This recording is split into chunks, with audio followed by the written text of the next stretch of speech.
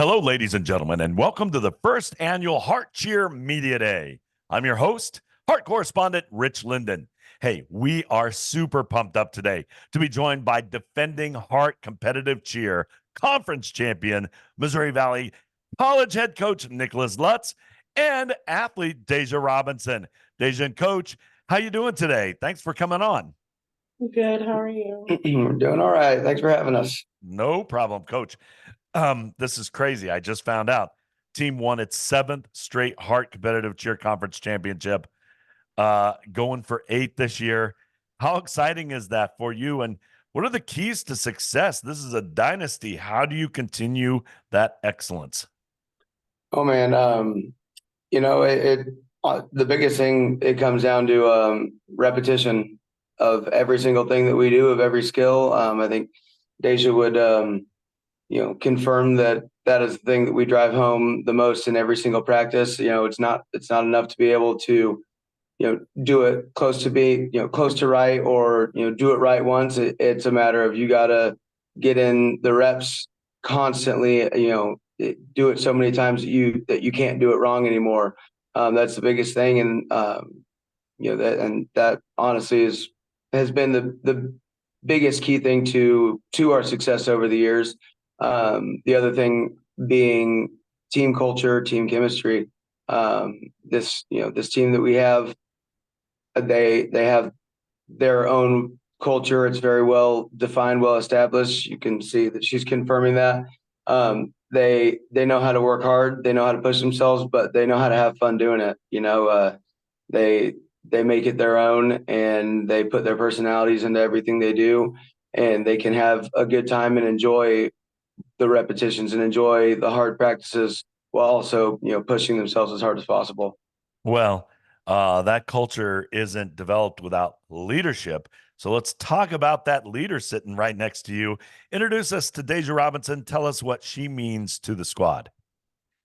Well, I would say on the note of culture, especially, Deja is one of the driving factors of our culture. She is very, very out there, very welcoming to all the new people. She really embodies the culture that us coaches have been building for all of these years. She is, far and away, she's the one that will be outgoing, and she's not going to let you not be a part of the culture. She's going to make sure that you understand it, and you understand the meaning and the purpose behind the culture. She's the one that teaches our people that they can have fun and be goofy and be themselves and all of those things, while still being a part of everything and while still pushing themselves and working hard. She's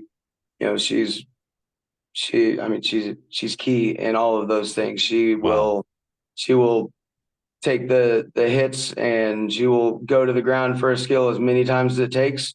And it might take her a couple seconds to get back up, but she's going to get back up, and I'm not even going to have to tell her to do it again. She's going to get back up and say, all right, come on, let's do it again. She is one of the key players that really helps us establish what it means to be a part of this program and this dynasty. So Deja, this is crazy. I'm just thinking now, Coach is talking about your leadership style, and you are encouraging everyone to be themselves, let their personality shine, be fun, be goofy, but it's also business. It sounds like very professional and very focused. Talk us through this. Tell us a little bit about the process of the squad and your coach, and how you learn a routine, and what are some of your favorite parts of first meeting to competition day.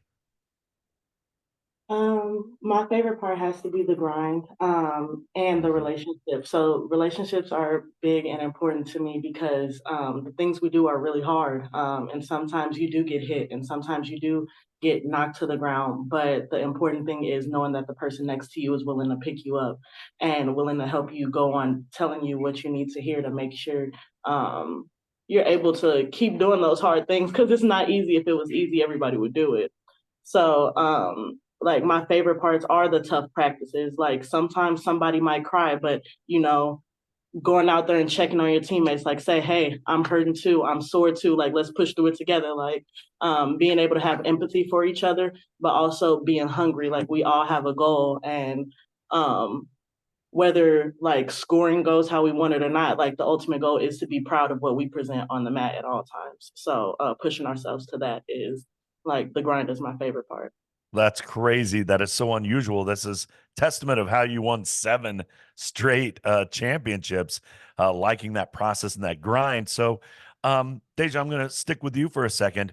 Um, what do you and your teammates do, like your upperclassmen, I'd say, the captains, the leaders? What do you do specifically to um, continue that excellence and that culture when you have brand new teammates, freshmen coming in? Are there any things that you do off the mat to help encourage that sense of family? Yeah. One thing that we talk about being upperclassmen, we don't really like elephants in the room. There are a lot of things that come with coming to college, like academically and athletically, that we want to make known at the beginning of the season. Right when we start our work week in August, we kind of bring up some of the stuff that you'll encounter. So everybody has time to prepare, and we also have open lines of communication. Everybody on the team has my phone number and know that they can call me, and if I don't have the answer, I'll figure out how to get it to them. Or like all of our upperclassmen, we're really good at trying to make sure nobody slips under the radar. We have bigs and littles, so like each upperclassman is assigned a few freshmen, and to make sure you're looking out for those freshmen and stuff like that. So and we take pride in that. We Yeah. take pride in being there for each other. So that makes it easy. Cool. Deja, I know that you're a baller too. Played multiple sports, basketball player. Um, Crazy that cheer has like 2 seasons. Like you've been going for a whole semester as you're cheering and supporting other sports. Do you have a favorite sport outside of cheer competition? Do you have a favorite sport that you love supporting and cheering for? I enjoy cheering football games. They're a lot of fun. Valley is such a small school, but to see the community and the culture come together for the football games, the tailgates and things like that, those are my favorite parts. And we're really involved there. Like we go to the tailgates, we mingle with the families and the alumni and stuff like that. It's a really good time, and it provides opportunities to make connections with people who have graduated from the school, who can give you advice and who can help you in your field as well. So just the ability to make connections and be all over the place at football games, and they're a good time. Coach, wow, this is definitely, I'm sensing the culture of championships. Tell me a little bit about the Heart. I feel like the Heart is one of the top conferences for cheer and dance, both the competition levels, the level of the student athletes. It's amazing, and yet you continue to stay on top. Tell me about your process. How do you design and create the routine every year? What goes into it, the music, all that stuff. Well, man, there's a lot that goes into it, and I mean, no 2 years are the same.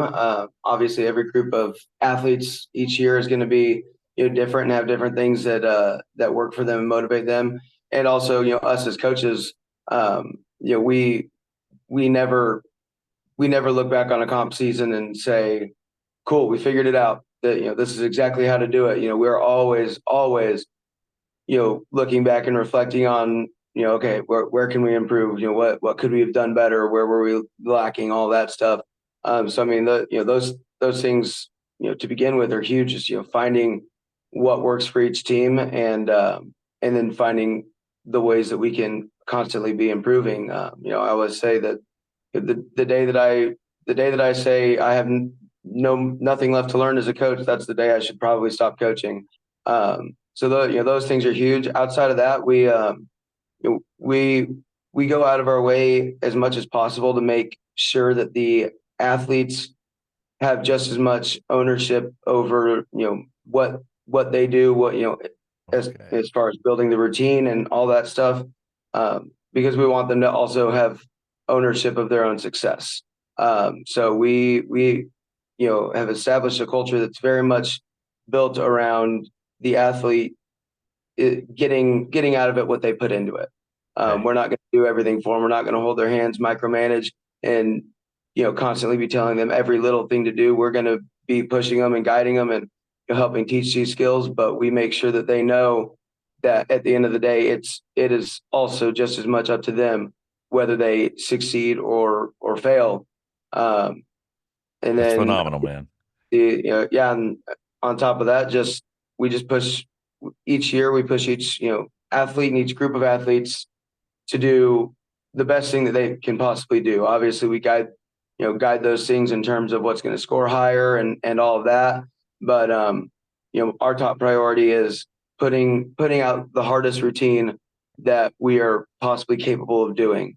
Well, So if we're doing the hardest thing we can do and we win, great. If we're doing the hardest thing we can do and we get beat, well, there's nothing more we could have done. well, you've inspired me. I have goosebumps, Deja. Coach, I'm so pumped up and excited to see you push all the way through to a Hart Championship. Thanks for coming on today. Good luck with the rest of the season, and I'll see you soon. Thank you very Thank much. you.